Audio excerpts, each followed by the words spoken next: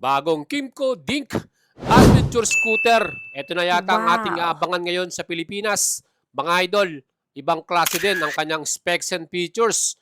Aba mga idol, napaka-forma ng kanyang front headlight design.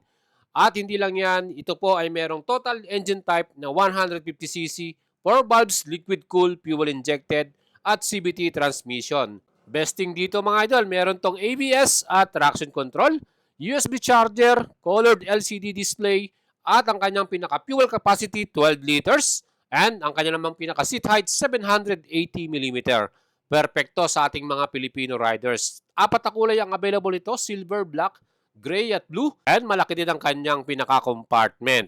Mga idols, itong bagong Kimco Dink G150 Adventure Style Scooter, kailan kaya natin itong masisilayan sa Pilipinas? Maporma at high-tech din ang kanyang mga features, mga idol. At syempre pa, gawang Kimco, matibay yan, Taiwan brand ano. At mga idol, stay tuned kayo sa ating page para sa mas maraming pang update. Nice!